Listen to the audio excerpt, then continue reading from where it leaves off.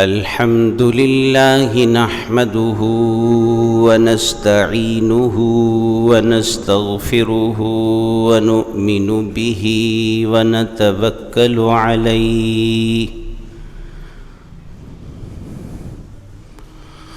ونعوذ بالله من شرور أنفسنا ومن سيئات أعمالنا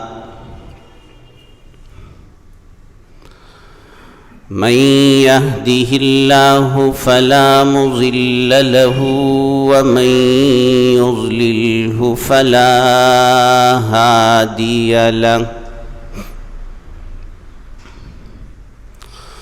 ونشهد أن لا إله إلا الله وحده لا شريك له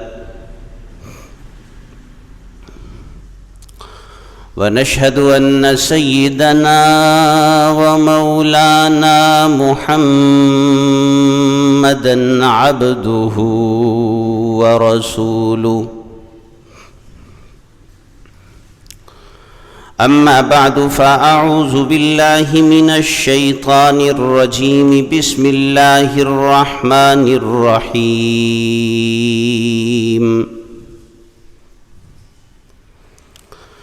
لقد جاءكم رسول من أنفسكم عزيز عليه ما عنتم حريص عليكم بالمؤمنين رؤوف رحيم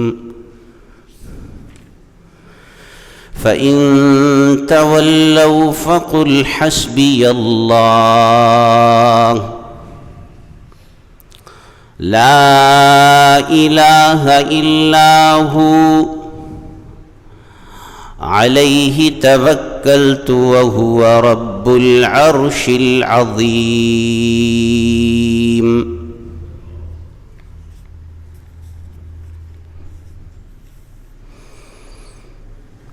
وكان رسول الله صلى الله عليه وسلم أحسن الناس وألين الناس وأشجع الناس وأرفق الناس وكان رسول الله صلى الله عليه وسلم فخما مفخما يتلألأ وجهه تلألؤ القمر ليلة البدر أطول من المربوع وأقصر من المشذب عظيم الهامة رجل الشعر وأبيض يستقى الغمام بوجهه ثمال اليتامى عصمة للأرامل صدق الله العظيم وصدق أصحاب النبي الكريم وصدق الرسول النبي الكريم اللهم صل على محمد وعلى آل محمد كما صليت على إبراهيم وعلى آل إبراهيم إنك حميد مجيد اللهم بارك على محمد وعلى آل محمد كما باركت على إبراهيم وعلى آل إبراهيم إنك حميد مجيد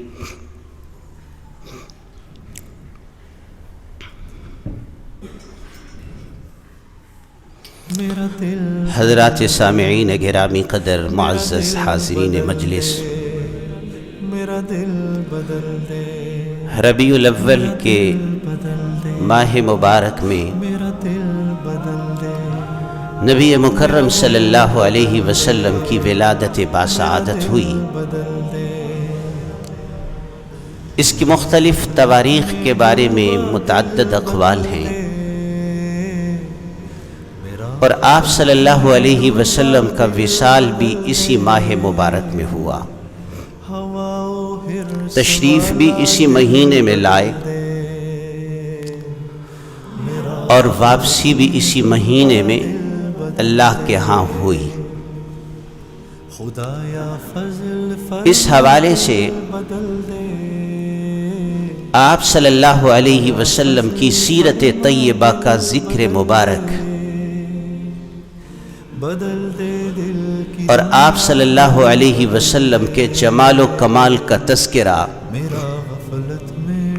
صاحب ایمان اپنی گفتگو و بیان میں کرتے ہیں کہ حضور علیہ السلام کی سیرت طیبہ کے وہ پہلو جو ہمارے لیے رہنما ہیں اور جن پر عمل کرنے کی ہمیں دعوت ہے، ہم اپنی زندگیوں میں ان پہلوؤں کو عمل کے لیے اپنے آپ کو ان پر عمل کرنے کے لیے آمادہ و تیار کر سکیں۔ مسلمان ایک باعمل قوم ہے، اس لیے باعمل ہے کہ حضور صلی اللہ علیہ وسلم نے انہیں عمل کرنا، عمل کا پابند بننا، عمل کر کے طریقہ کار سمجھانا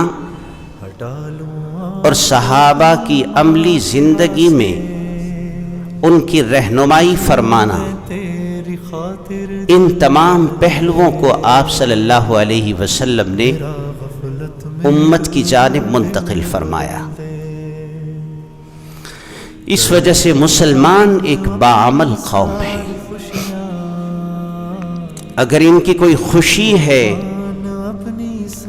تو اس خوشی میں بھی اللہ نے اسے کوئی عمل دیا ہے، اور اگر کسی موقع پر یہ پریشان ہے، غم میں ہے، پھر بھی اللہ تعالی نے اسے اپنے آگے جھکنے کے حوالے سے ایک عمل عطا فرمایا ہے۔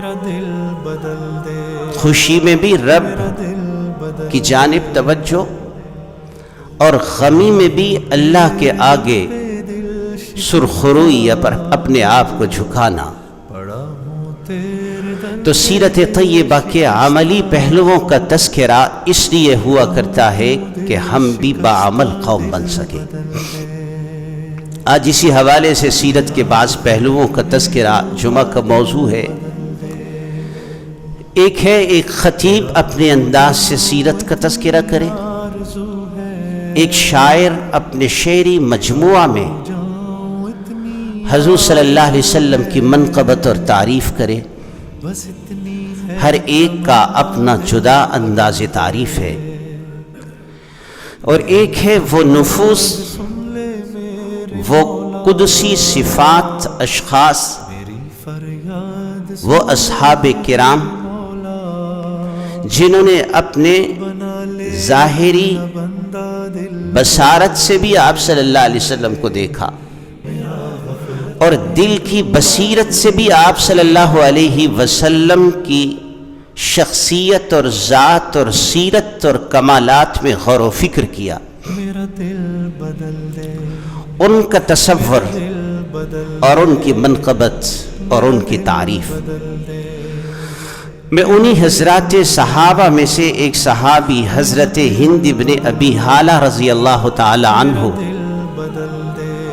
جو رشتہ میں آپ صلی اللہ علیہ وسلم کے متبنہ ستیلے بیٹے حضرت خدیجہ رضی اللہ تعالی عنہا کے پہلے شوہر سے بیٹے ہیں، اور حضرت فاطمہ رضی اللہ تعالی عنہا کے ماں شریک بھائی ہیں جن کا نام ہند بن ابی حالہ ہے۔ ان کی اس روایت کو امام ترمذی رحمۃ اللہ علیہ نے اپنی معروف سیرت کی کتاب شمائل ترمذی میں حوالہ کے ساتھ اور سند کے ساتھ ذکر فرمایا ہے۔ اسی حدیث کے بعض الفاظ کی تشریح اور عملی پہلوؤں کی جانب ترغیب اور اشارے کے ساتھ میں آپ کے سامنے اختصار کے ساتھ پیش کروں گا، اور آپ سے درخواست ہے اور اللہ سے امید ہے کہ اللہ ہم سب کو اس کے مطابق عملی زندگی بنانے اور اپنانے کی توفیق عطا فرما دے۔ حضرت ہند ابن ابی حالہ کا وصف یہ تھا کہ یہ عموماً حضور صلی اللہ علیہ وسلم کا حلیہ اور جمال و کمال بیان کیا کرتے تھے۔ ہر صحابی کا ایک نمایاں وصف تھا۔ حضرت ابو بکر صدیق کا اپنا وصف ہے، صداقت میں مشہور ہے۔ حضرت فاروق اعظم عدالت میں مشہور ہیں۔ حضرت عثمان حیا میں مشہور ہیں۔ حضرت علی شجاعت میں مشہور ہیں۔ حضرت ابی ابن کعب قرات میں مشہور ہیں۔ عبداللہ ابن مسعود فقاہت میں مشہور ہیں۔ عبداللہ ابن عباس تفسیر قرآن میں مشہور ہیں۔ حضرت زید ابن ثابت علم میراث میں مشہور ہیں۔ حضرت خالد ابن ولید جرت دریری اور بہادری میں مشہور ہیں۔ حضرت معاویہ سیاست میں مشہور ہیں۔ ہر صحابی کا ایک نمایاں وصف اور امتیاز تھا۔ یہ صحابی حضرت ہند ابن ابی حالہ، یہ آپ صلی اللہ علیہ وسلم کی سیرت اور صورت، جمال و کمال، خد و خال، آپ کا حسن مبارک، آپ کی حسن سیرت، آپ کی حسن صورت بیان کرنے کے اعتبار سے معروف اور مشہور تھے۔ جہاں بیٹھتے تھے آپ صلی اللہ علیہ وسلم کی سیرت طیبہ کے ذکر خیر کی مہک اور خوشبو پھوٹنے لگ جاتی تھی۔ انہی کے پاس حضرت حسن رضی اللہ تعالیٰ عنہ جاتے ہیں اور کہتے ہیں سألت خالی ہند بن ابی حالہ وکان وصافا عن حلیت رسول اللہ صلی اللہ علیہ وسلم وانا اشتہی ان یصف لی شیئا اتعلق بھی۔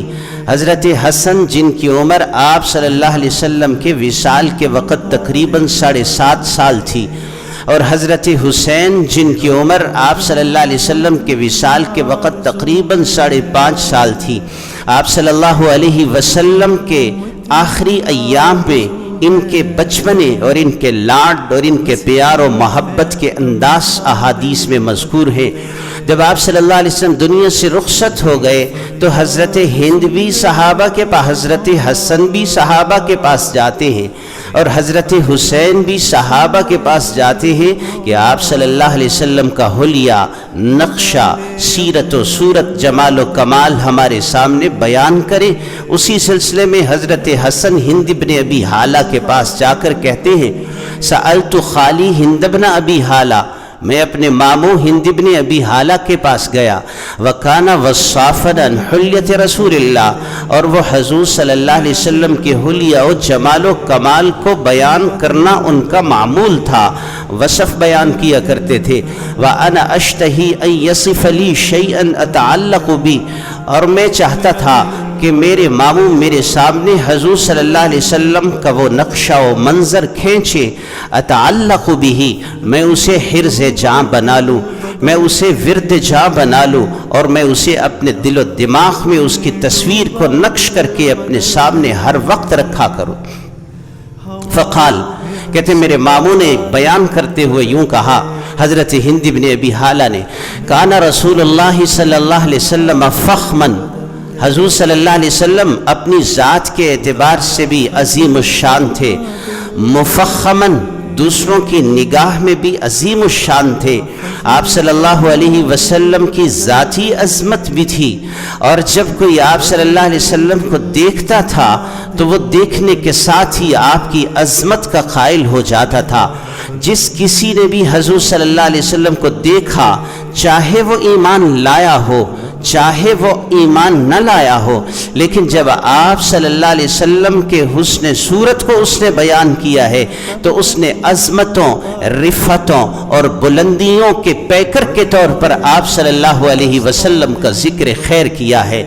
فخمن، اپنی ذات میں بھی عظیم الشان، مفخمن، دوسروں کی نگاہ میں بھی عظیم الشان، یتلألأ وجہہ تلألؤ القمر لیلۃ البدر، آپ صلی اللہ علیہ وسلم کا چہرہ انور 14ویں کے چاند کی طرح چمکتا دمکتا رہتا تھا اور اس سے شعائیں نکلتی رہتی تھیں۔ ایک صحابی حضرت ابو ہریرہ رضی اللہ تعالی عنہ آپ صلی اللہ علیہ وسلم کے چہرہ انور کی منظر کشی کرتے ہوئے فرماتے ہیں کأن الشمس تجری فی وجہہ، ہمیں یہ محسوس ہوتا تھا کہ آپ صلی اللہ علیہ وسلم کے رخسار مبارک میں سورج شعاعیں مار رہا ہے اور سورج چل رہا ہے۔ ایک اور صحابیہ حضرت ربیہ رضی اللہ تعالی عنہا فرماتی ہیں لو رأیتہ رأیت الشمس طالعتا، اگر تم محمد مصطفیٰ صلی اللہ علیہ وسلم کا دیدار کر لو تو تم یقین کر لو گے کہ سورج طلوع ہے، ماہتاب نکلا ہوا ہے، آفتاب نکلا ہوا ہے۔ رأیت الشمس طالعتا، حضرت جابر بن عبداللہ رضی اللہ تعالی عنہ فرماتے ہیں رأیت رسول اللہ صلی اللہ علیہ وسلم فی لیلۃ اضحیان وعلیہ حلۃ حمراء ما رأیت احسن منہ، میں آپ صلی اللہ علیہ وسلم کی مجلس میں حاضر ہوا۔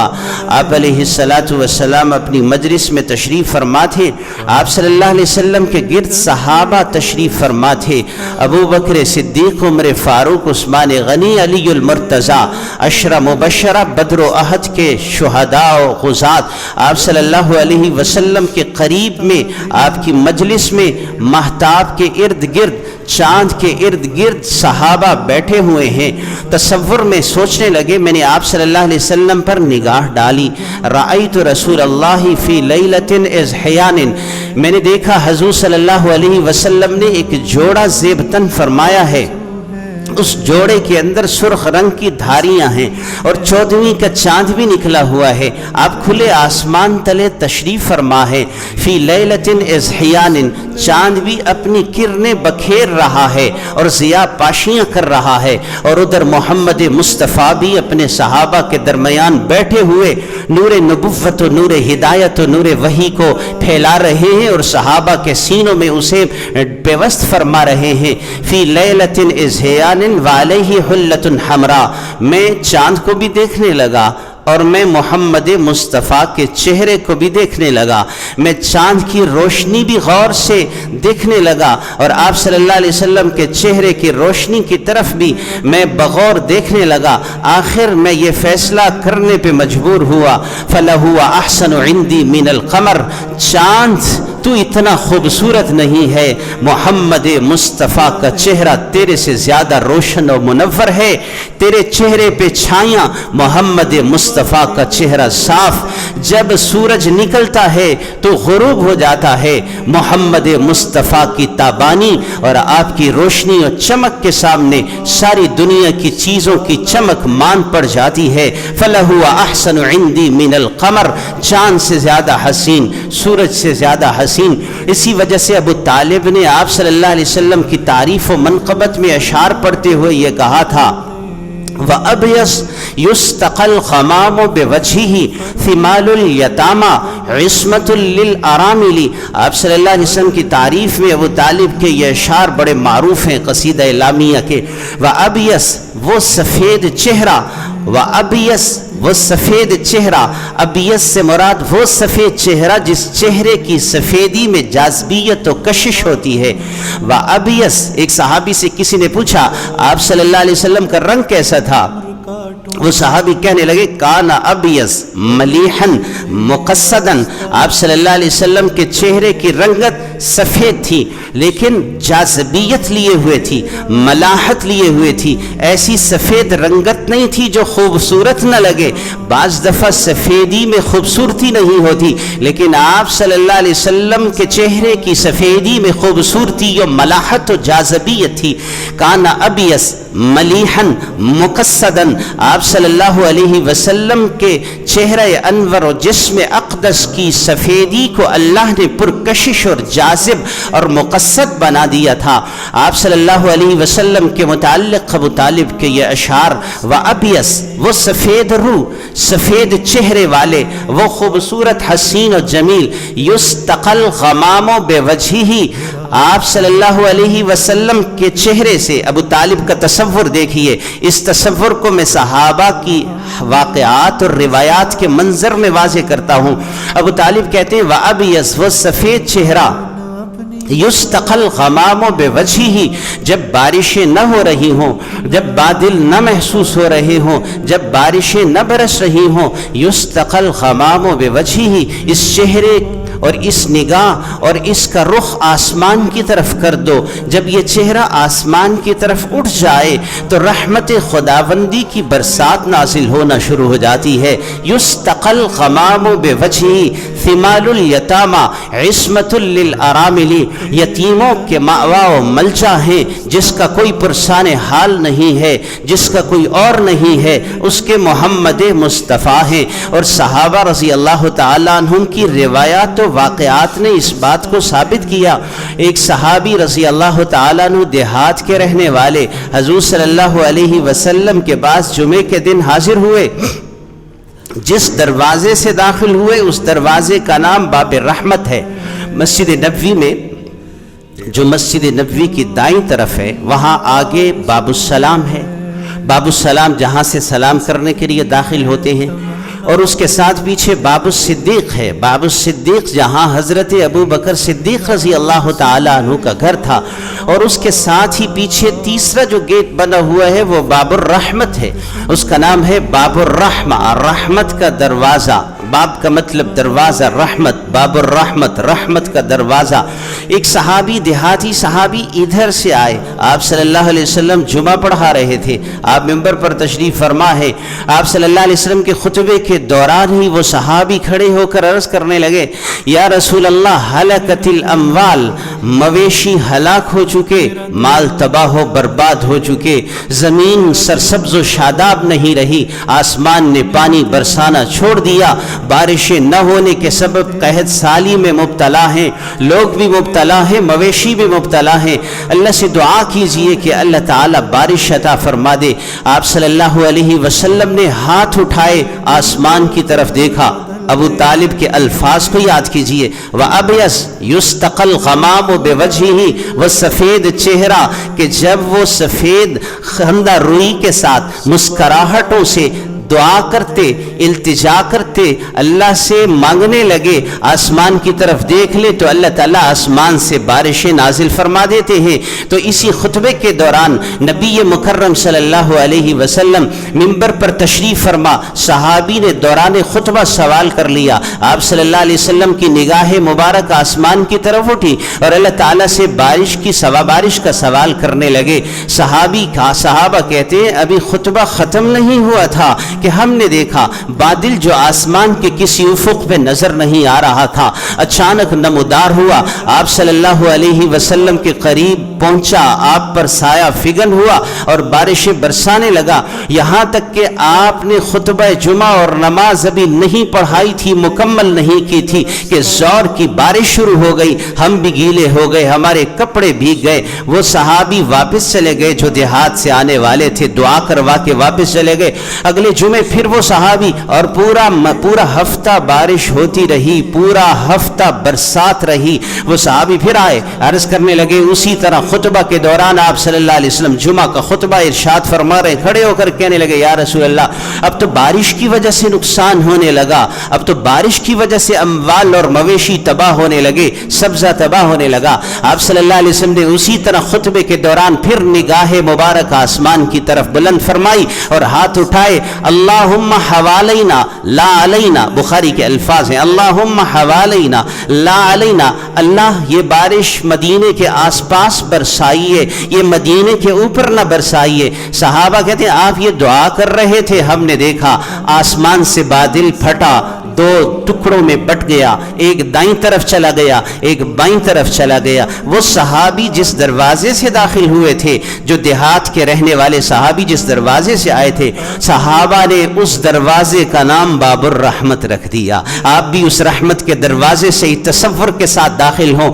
کہ حضور صلی اللہ علیہ وسلم کی مجلس میں آنے سے رحمتیں نصیب ہوتی ہیں، ظاہری رحمتیں بھی، باطنی رحمتیں بھی، جسمانی رحمتیں بھی، روحانی رحمتیں بھی، دل کی رحمتیں بھی، دماغ کی رحمتیں بھی، اللہ کے نبی کی رحمتیں لینے کی خاطر جو صحابی مدینے کی مسجد کے جس باب سے داخل ہوا اس باب کا نام بھی باب رحمت رکھا گیا، وما ارسلناک الا رحمتا للعالمین، اس لیے کہ حضور صلی اللہ علیہ وسلم کو اللہ تعالی نے کائنات والوں کے لیے رحمت بنا کے بھیجا۔ تو آپ صلی اللہ علیہ وسلم کے چہرہ انور کے متعلق صحابہ کہتے یتلألأ وجہہ تلألؤ القمر لیلۃ البدر، آپ کا چہرہ انور 14ویں کے چاند کی مانند چمکتا دمکتا رہتا تھا۔ ایک صحابی آپ صلی اللہ علیہ وسلم کے حسن کے متعلق روایت نقل کرتے ہوئے حضرت یوسف علیہ السلام کے بارے میں تجزیہ کرتے ہوئے آپ صلی اللہ علیہ وسلم سے سوال کرنے لگے، جس کے جواب میں آپ نے فرمایا قد اعطی شطر الحسن، حضرت یوسف کو حسن کا ایک بہت بڑا حصہ دیا گیا تھا۔ علامہ سیوطی رحمت اللہ علیہ، علامہ زرقانی رحمت اللہ علیہ اس حدیث کی تشریح میں فرماتے ہیں کہ یوسف کو تو حسن کا ایک بہت بڑا حصہ دیا گیا تھا، جس کا وہ حصہ تھا وہ پورا حسن محمد کو دیا گیا تھا۔ قد آتی شطر الحسن، آپ صلی اللہ علیہ وسلم کو حسن یوسف دم عیسیٰ ید بیضا داری، آج خوبہ ہما دارن تو تنہا داری، اللہ نے تمام جمال اور کمالات کا مرقع اور مجمع حسن اور پیکر حسن و صفا بنا کر وَأَحْسَنَ مِنْكَ لَمْ تَرَ قَطُّ عَيْنٌ وَأَجْمَلَ مِنْكَ لَمْ تَلِدِ النِّسَاءُ خُلِقْتَ مُبَرَّأً مِنْ كُلِّ عَيْبٍ كَأَنَّكَ قَدْ خُلِقْتَ كَمَا تَشَاءُ، بے عیب بنا دیا، حسن و جمال کا مرقع بنا دیا، اور اس طرح بنا دیا کہ آپ صلی اللہ علیہ وسلم کی مانند نہ کوئی پہلے پیدا ہوا نہ کسی ماں نے جانا، اور نہ آپ صلی اللہ علیہ وسلم کے بعد کوئی ایسا دنیا کے اندر آ سکتا ہے۔ آپ صلی اللہ علیہ وسلم کے یہ حسن اور جمال صحابہ بیان کر رہے ہیں۔ حضرت ہند بن ابی حالہ فرماتے یتلألأ وجہہ تلألؤ القمر لیلۃ البدر، آپ کا چہرہ انور 14ویں کے چاند کی طرح چمکتا دمکتا رہتا تھا۔ اطول من المربوع واقصر من المشذب، آپ صلی اللہ علیہ وسلم کا قد مبارک نہ زیادہ طویل اور نہ چھوٹا بلکہ میانہ قد تھا، لیکن جب لمبے اور طویل صحابہ کے ساتھ چل رہے ہوتے تھے آپ صلی اللہ علیہ وسلم سب سے بلند دکھائی دیا کرتے تھے۔ حضرت عباس کا قد بڑا لمبا، حضرت عمر کا قد بڑا لمبا، حضرت عمر کا قد اتنا لمبا کہ باقی صحابہ کھڑے ہوتے، حضرت عمر بیٹھتے تو قد ایک برابر ہوتا تھا، حضرت عمر کا قد اتنا طویل۔ اسی لیے تو آپ صلی اللہ علیہ وسلم نے دعا فرمائی تھی اللہم اعز الاسلام بعمر بن الخطاب و عمر بن الحشام، اللہ دو بندوں میں سے ایک بندہ عطا فرما دے، یا تو عمر خطاب کا بیٹا دے دے یا عمر ہشام کا بیٹا دے دے۔ نبی صلی اللہ علیہ وسلم کی دعا آسمانوں کی جانب بلند ہوئی اور عمر رضی اللہ تعالی عنہ کے سینے کو اس دعا نے محمد الرسول اللہ کے قدموں میں لا کے سرخرو فرما دیا۔ حضرت عمر رضی اللہ تعالی عنہ کی جلالت شان، ظاہری قد کاٹ اور بلندی اور روب آواز اس قدر تھی۔ علامہ عباس محمود عقاد ایک مصر کے بہت بڑے ادیب گزرے ہیں اور انہوں نے بڑی کتابیں لکھی ہیں، عربی ادب پر ان کی کتابیں ہیں۔ انہوں نے کتاب لکھی حضرت عمر کے متعلق، اس کتاب کا نام ہے عبقریت عمر، عمر کی عبقری شخصیت، حضرت عمر کی عبقریت۔ اس کتاب میں حضرت عمر کا وصف بیان کرتے ہوئے تحریر فرماتے ہیں کہ ایک مرتبہ حضرت عمر ایک حجام کے پاس اپنے بالوں کی حجامت بنوانے کے لیے گئے، وہ اپنے خیال میں کسی اور کی حجامت کر رہا تھا، حضرت عمر ایک سائڈ پر بیٹھے ہوئے تھے، حضرت عمر نے کھانسی کی، وہ حجام کے ہاتھ سے کنگا گر گیا اور وہ بے ہوش ہو کے نیچے گر گیا۔ حضرت عمر رضی اللہ تعالی نے اسے اٹھایا، سہارا دیا اور اس کو پیسے تھمائے جو دینے تھے اور واپس تشریف لے آئے۔ اللہ نے حضرت عمر کو بڑا نوازا تھا، حضرت عمر کا قد بڑا لمبا، حضرت عباس کا قد بڑا لمبا، حضرت قیس کا قد بڑا لمبا، حضرت سعد بن عبادہ کا قد بڑا لمبا، بڑے طویل القامت صحابہ۔ لیکن ان کے درمیان جب آپ صلی اللہ علیہ وسلم چل رہے ہوتے، حضرت عائشہ فرماتی ہیں سب سے نمایاں اور بلند دکھائی دیا کرتے تھے۔ اطول من المربوع واقصر من المشذب عظیم الہامہ، آپ صلی اللہ علیہ وسلم کی پیشانی مبارک انتہائی مناسبت کے ساتھ، سر مبارک انتہائی مناسبت کے ساتھ کشادہ، رجل الشعر، آپ کے بال مبارک ہلکے گھنگریالے، نہ بالکل سیدھے نہ زیادہ گھنگریالے بلکہ ہلکا سا گھنگریالہ پن لیے ہوئے۔ ایک مرتبہ حضور صلی اللہ علیہ وسلم صحابہ میں بیٹھ کر انبیاء کرام علیہم السلام کا خود وصف بیان کرتے تھے۔ وصف بیان کرنا حضرت حسان کی سنت ہے، حضرت ابی ابن کعب کی سنت ہے، حضرت ہلال کی سنت ہے، حضرت عبداللہ بن رواحہ کی سنت ہے، حضرت کعب کی سنت ہے، خود حضور صلی اللہ علیہ وسلم کی سنت ہے انبیاء کے وصف سیرت صورت کو بیان کیا جائے۔ حضور صلی اللہ علیہ وسلم کی سیرت طیبہ، آپ صلی اللہ علیہ وسلم صحابہ کے درمیان بیٹھے ہوئے تھے، انبیاء کے وصف بیان کرنے لگے۔ ایک حدیث میں آتا ہے آپ نے فرمایا حضرت موسیٰ علیہ السلام کیسے تھے، عیسیٰ علیہ السلام کیسے تھے، ابراہیم علیہ السلام کیسے تھے۔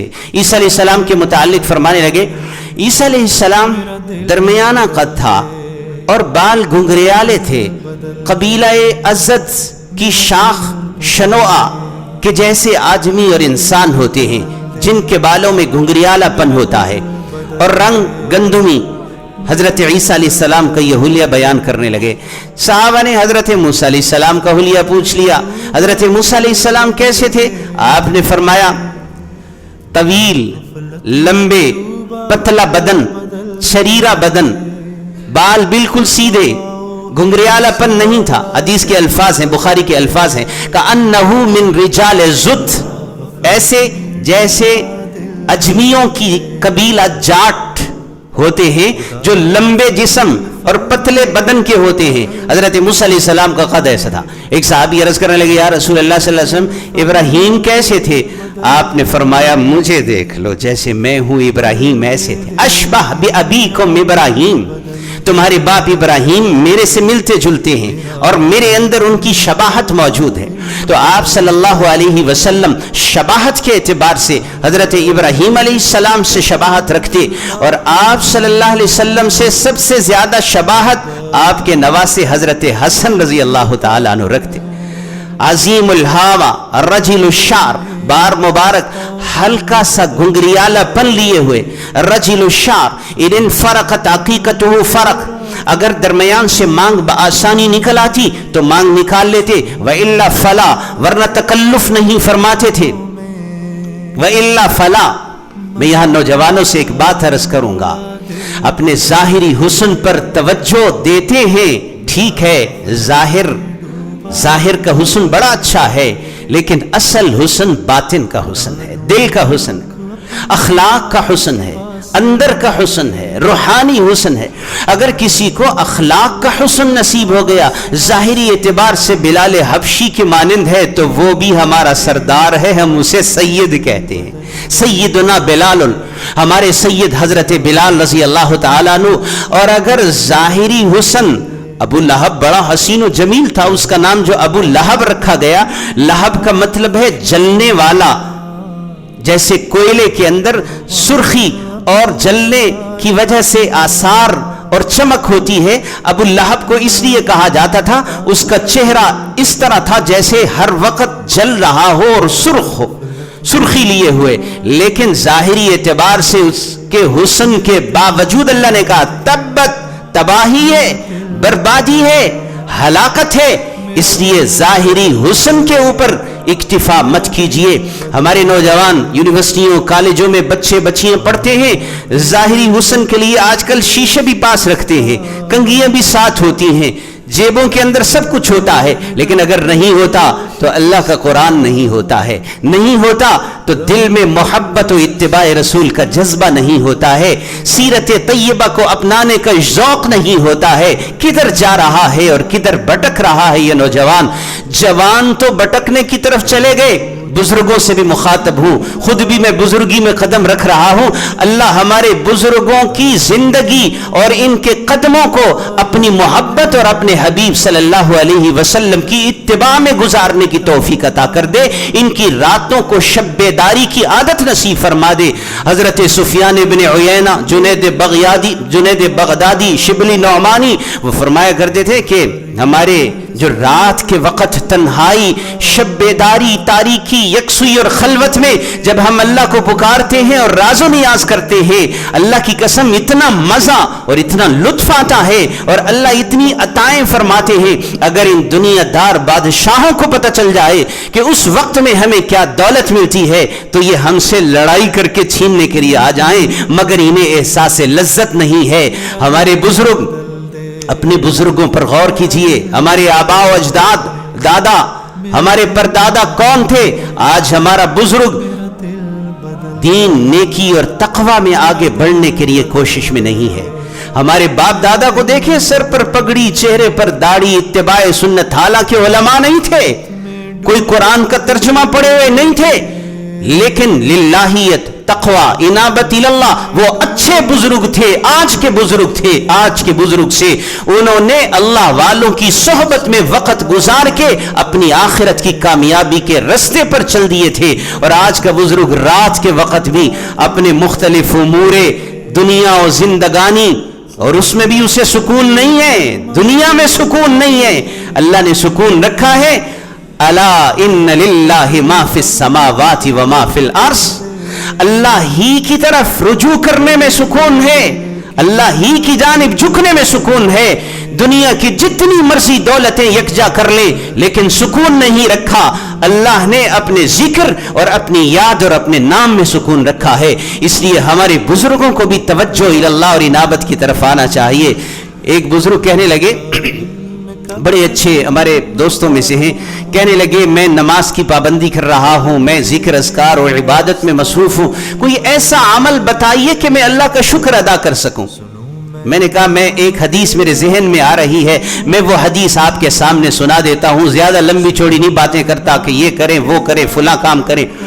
حضرت عائشہ رضی اللہ تعالیٰ عنہ فرماتی ہیں، نبی صلی اللہ علیہ وسلم حجرہ مبارکہ میں رات کے وقت میں تنہائی یکسوئی میں وضو فرمایا، عبادت کے لیے کھڑے ہو گئے، تہجد پڑھ رہے ہیں، اللہ کے سامنے دس بستہ رو رہے ہیں، گڑ گڑا رہے ہیں، سینہ اقدس سے ایسی آواز آ رہی ہے جیسے ہنڈیا کے ابلنے کی ہوتی ہے، آنکھیں پرنم ہیں اور آنسوؤں کی لڑیاں، آنسو بہہ رہے ہیں، اور آپ صلی اللہ علیہ وسلم کی داڑھی مبارک آنسوؤں سے تر ہو رہی ہے، اور آپ کے قدم مبارک میں سوجن پڑ رہی ہے۔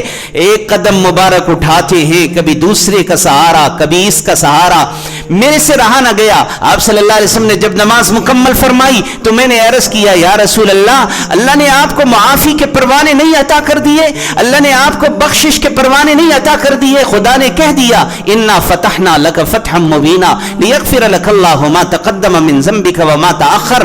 آپ کیوں اتنی عبادت کرتے ہیں، اللہ کے سامنے اپنے آپ کو تھکاتے ہیں؟ تو آپ صلی اللہ علیہ وسلم نے فرمایا، یا عائشہ افلا اکون عبدا شکورا، کیا میں اللہ کا شکر گزار بندہ نہ بنوں کہ اللہ نے مجھ پر اتنا کرم کیا ہے؟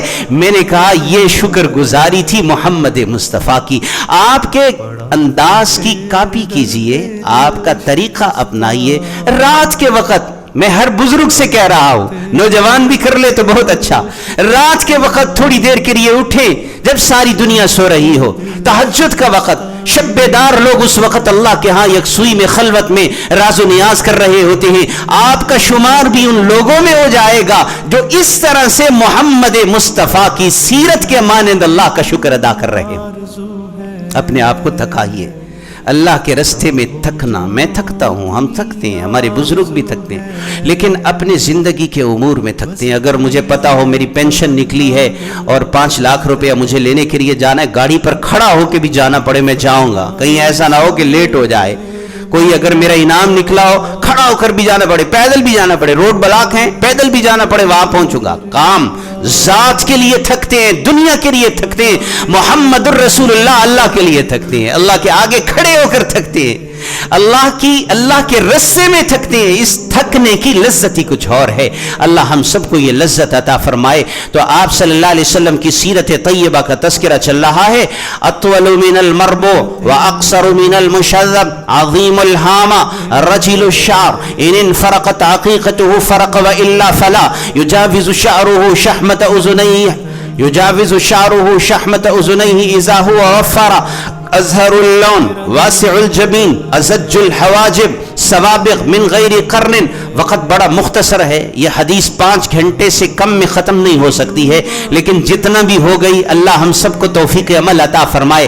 آپ صلی اللہ علیہ وسلم کے ابرو مبارک باریک خمدار کمان کی مانند، جیسے کسی نے تراش خراش کر کمان کی مانند باریک بنایا ہو، درمیان میں کہیں سے کوئی شگاف نہیں، بال چھوٹے ہوئے نہیں، البتہ دونوں ابروؤں کے درمیان میں خالی جگہ تھی جہاں بال نہیں تھے۔ آنکھیں مبارک، سفید حصہ انتہائی سفید، سیاہ حصہ انتہائی سیاہ، آنکھوں کی پتلی سیاہ، البتہ سفید حصے کے آس پاس سرخ رنگ کے ڈورے، اہدب الاشفار، عظیم العینین، مشرب العینین بحمرہ، اذا نظرت الیہ قلت اکحل، جب تو دیکھے تو یہ سمجھے کہ آپ نے سرما ڈالا، لیکن یہ انسانوں کا بنایا ہوا سرما نہیں، یہ قدرت کا سرما تھا جو باہر نکلتا ہی نہیں تھا۔ سرمگین آنکھیں، آنکھوں کے سفید حصے میں سرخ ڈورے، اور اس کی نگاہ کی وسعت پہ جائیں تو قرآن کریم میں اللہ فرماتے ہیں قد نرا تقلب وجهک فی السماء فلنولینک قبلۃ ترضاها، یہ نگاہ جب آسمان کی جانب اٹھتی ہے اور جب اس نگاہ سے محبت کے انداز سے، رحمت کی طلب کے انداز سے رب کی جانب یہ نگاہ دیکھتی ہے تو اللہ تعالی احکام نازل فرما دیتے ہیں۔ باران رحمت کا تذکرہ تو سن لیا آپ نے، اللہ تعالی نے فرمایا خود قرآن میں دوسرے پارے میں قد نرا تقلب وجهک فی السماء، اے محبوب تمہارے چہرے اور نگاہ کے آسمان کی جانب اٹھنے کو میں دیکھ رہا ہوں۔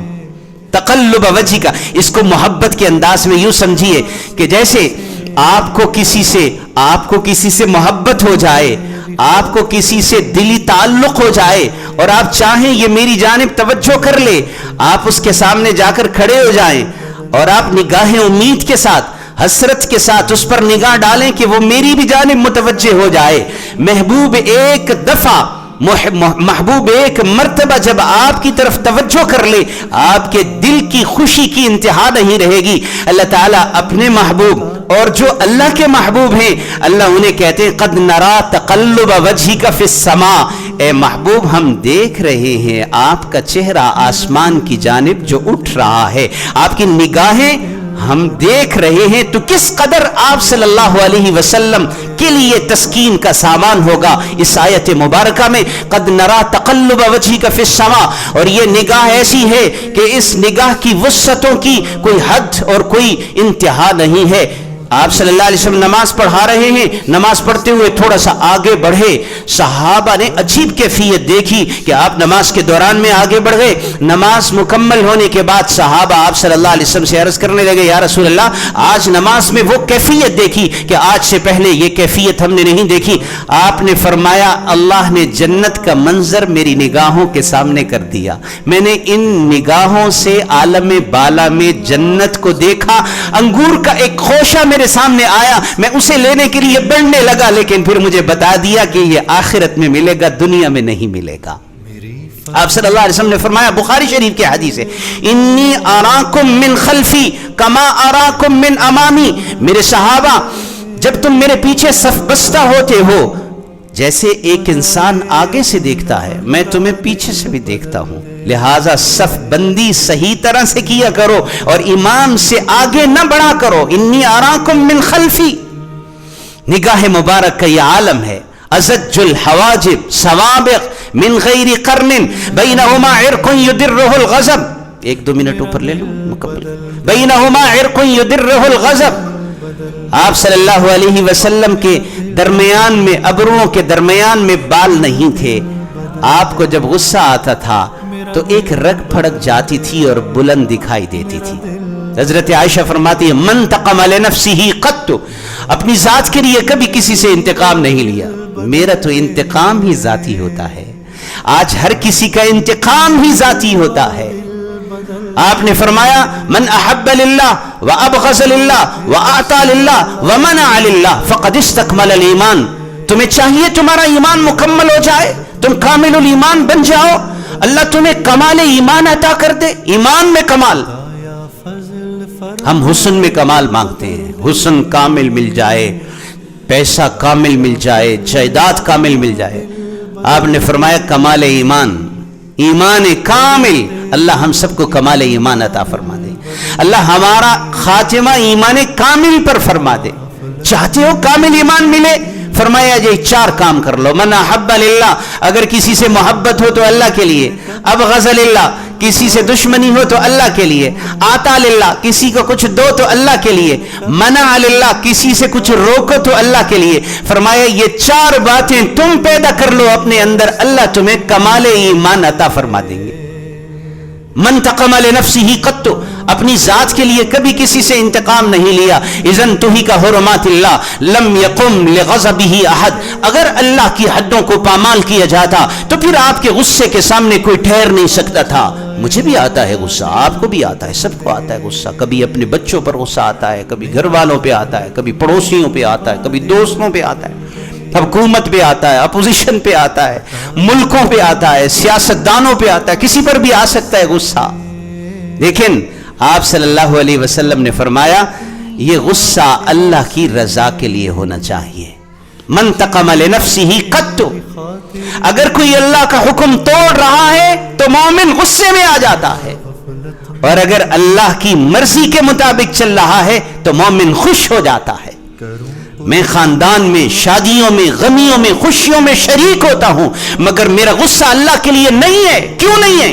اس لیے نہیں ہے کہ میرے اندر ایمان کامل نہیں ہے. شادیوں میں ہم اللہ کے لیے محبتیں اور اللہ کے لیے دوریاں نہیں کرتے، غمیوں میں اللہ کے لیے محبتیں، اللہ کے لیے دوریاں نہیں کرتے، تو ہماری محبتیں بھی اللہ کے لیے نہیں ہیں، ہماری دشمنیاں بھی اللہ کے لیے نہیں ہیں. تو دیکھیں ہم کہاں کھڑے ہیں، کیا پیمانہ اور کیا معیار ہے ہمارا.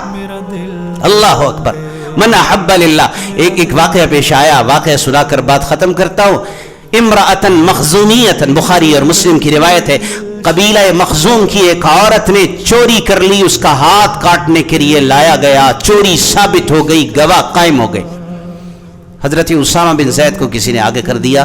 حضرت زید کے بیٹے، حضور صلی اللہ علیہ وسلم کے جو منہ بولے بیٹے تھے حضرت زید ابن حارثہ، ان کے بیٹے حضرت اسامہ، ان کو آگے کر دیا کہ ذرا سفارش کرو، رہنے دیں، کوئی بات نہیں، عورت ہے اور ٹھیک ہو جائے گا معاملہ، آپس میں راضی نامہ کر لیں گے.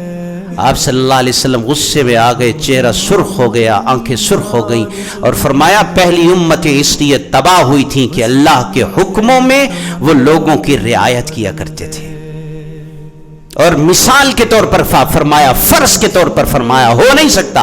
لو ان فاطمہ بنت محمد سرقت لقطعت یدها، اگر محمد کی بیٹی فاطمہ بھی ایسا عمل کر لے تو محمد اس پر بھی خدا کی سزا کو نافذ کر کے رہے گا. تو اس لیے اپنی دوستیوں کو، اپنی محبتوں کو، اپنی دشمنیوں کو اللہ کی خاطر بنانے کی کوشش کیجئے.